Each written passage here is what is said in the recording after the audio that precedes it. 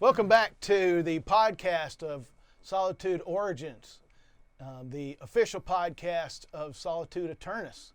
We've got here with us John Perez and Steve Moseley. I'm Kurt Joye, and I just wanted to open it up for John. And was there anything on your heart, brother? Is anything you want to preach to us about today? I first would just like to say hello to everybody. Hi, how's everyone doing?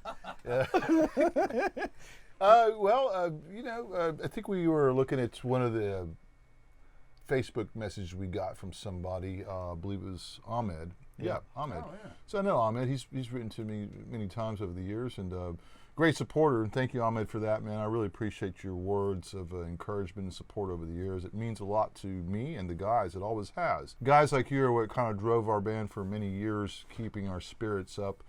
We certainly weren't in it for the money or the fame or the fortune. So the main thing that we fed off, or especially myself, was just getting such great support from people like you, man.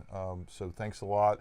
And I see you sent in an interesting note here where you said that I had sent you some letters over the years. I wrote to you, and I think it's on here, Kurt, where I can see it real quick here. Yeah. Okay. So it doesn't have the date on it, but anyway, so I see that, and I think the point to that is it made me think about it, and we actually kind of were discussing this before we went online here. But that's great, man. Thank you for sending that to us, because that really drives home a nice little topic here that I'd like to touch on for anybody that's listening to this that's been in bands or it is in bands, and if you're our age, younger, older, whatever, man. But pre-internet era, it's how did we communicate, and how did we gather the legions, so to speak?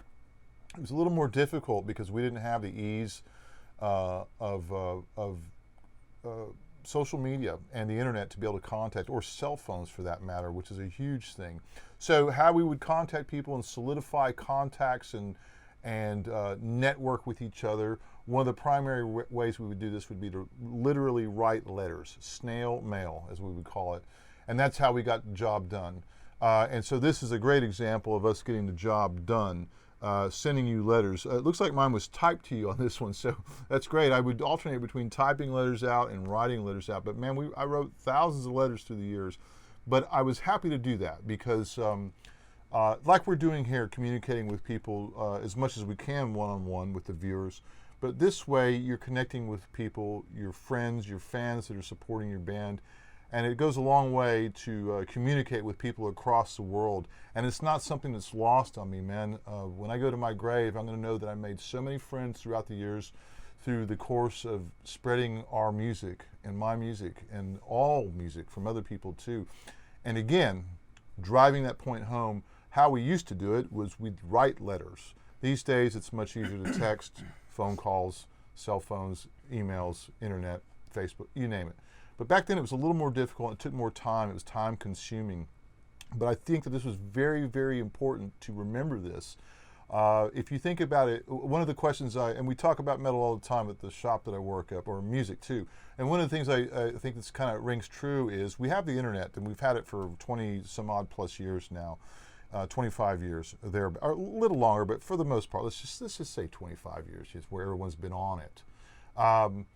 What was the internet before the internet? So in other words, the internet gives you information at a click of a mouse, and you can find out that rare demo from, Dark Angel or Sodom or Solitude Aeturnus, where you can find anything you want, you can find online really quick. How did we do that though before we had the internet? Well, the internet in the 80s was called fanzines and magazines and letters. That's what the internet was. Think about it. It really was the internet, because it's disseminating, big word of the day, disseminating information out there into the world through your various outlets. And that in the 80s and 90s was magazines and fanzines. I'll let you guys figure out what fanzines are, but anyway. So that's how we got the information across, and as well as writing letters. It took a lot of determination and a lot of perseverance to get that done. Making a fanzine is very difficult. It's like trying to make a magazine on like $1 budget. So guys would have to get creative and do the best they could to put out this great information, reviews, interviews, pictures, about the metal bands and the bands that these guys were into, and that's what a fanzine was, and that's how you got the information across to people. That was the internet. That's the internet of the 80s and 90s. Literally, if you think about it, that is what that was. If you think about the internet we have now compared to the internet of the 80s, it's so much more advanced, so much more efficient, so much easier to find what you're looking for.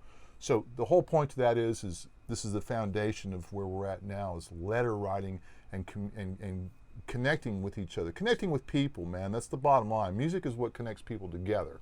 So I have these highfalutin ideas about all this. We won't go into that right now. But music is what connects people together across the world. And this is another example of connecting with people and forging lasting relationships and bonds that make sense and that are solid, man. So again, thank you, Ahmed, for that, man. I appreciate it. Sorry to ramble on a little bit, but you young punks need to learn about the freaking internet and the pre-internet, you know. And you old guys, you just need to remember about that too. Yeah, that's really the key is preserving those ideas and thoughts, right, John? I mean, it's true. And taking a step, back and thinking about, before you were responding to letters, you had written letters yourself. Of course. I did when I was a kid. I remember writing letters to different bands and things like that. But one of the things I thought would be interesting going forward in the future, one of the episodes that we'll probably do, we'll cover some of the fanzines. There's a lot of good examples that we can pull up, and hopefully we can get John back over here at that time to really expound on some of the details of cutting and pasting and this and that, and we'll talk about all that. Yeah, that'd be great. On a future episode, you can really kind of see. I'm sure there's a huge percentage of folks that have no idea. Right, and maybe I can bring some from home, but yeah. I collected, I should say. I kept all of my fanzines throughout the years. I saw no reason to get rid of them. Mm-hmm. So those are great historical documents. If you want to see what was going on in 1984 or 83 or even earlier, I've got some really early zines. You can take a look at what the state of affairs was back then. Much like you can with a newspaper or whatever, you can see, wow, what the world was like in 1971 or whatever. Do the same thing with metal fanzines or music fanzines for that matter, but metal fanzines. And it'll show you what bands were happening at the time. You can see, hey, this band, there's a brand new band on the horizon that's coming out with a demo tape. These guys are called Metallica. Watch out for them. They're going to get big one day. So you can see all that kind of stuff happening throughout the course of years through fanzines and stuff. And like what Steve mentioned, it was cut and paste. It was a more primitive time back then to get involved with that. But certainly it was great stuff. And Steve, I think earlier though, you were talking about something that made us all have a wee bit of a chuckle. And what was this story you were telling me about? Some story that you said I was trying to teach you some. So Steve came into the band a little later in the mid to the late 90s, 97, 98, and he's trying to tell me some nonsense here. Go on. What was this all about? It was interesting. We'll go into the details of how I got in the band later, but suffice to say, when I met John in that capacity, I had met John many times before. He had worked, and we'll probably talk about that at some point too, different music stores and stuff. So to get the good music, you had to go to John, where John worked.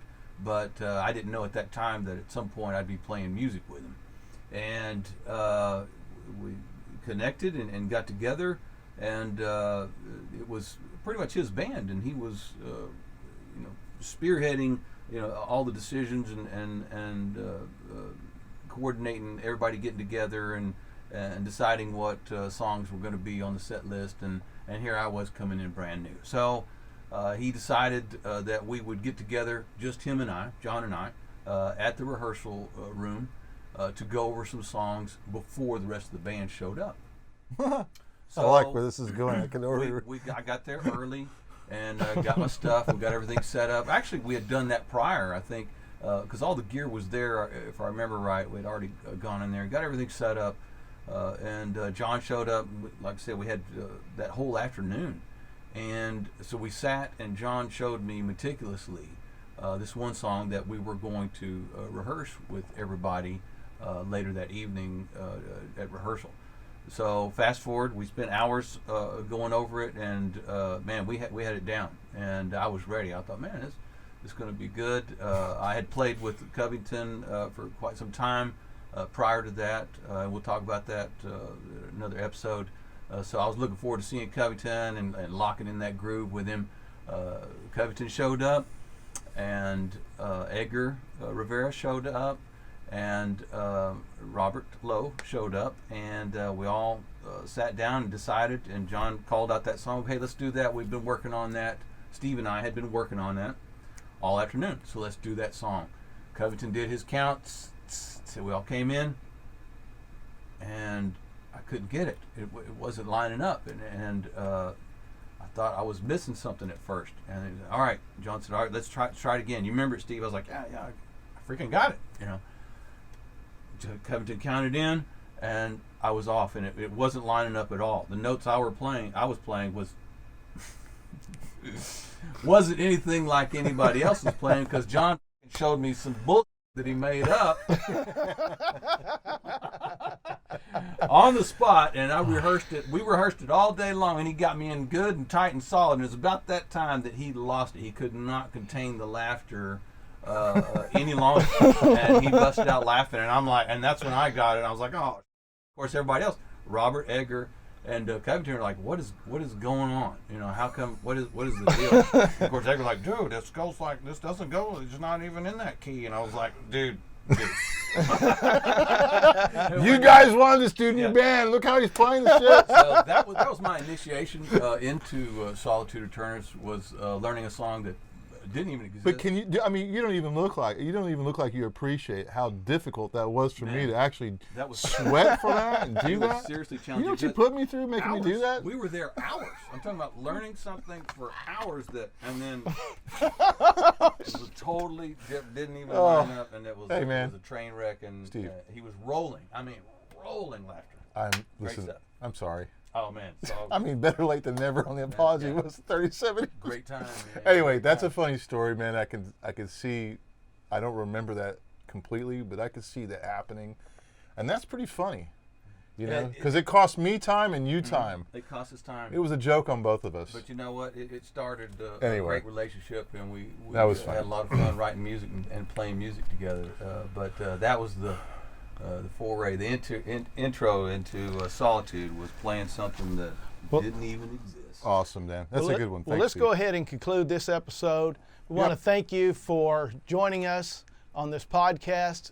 Remember to subscribe. I think I said subscribe finally. I said subscribe. Yeah, don't forget to subscribe. Please subscribe, like, follow, all that good stuff on social media. Again, at Solitude Origins and solitudeaeturnus.com. Thank you, Kurt.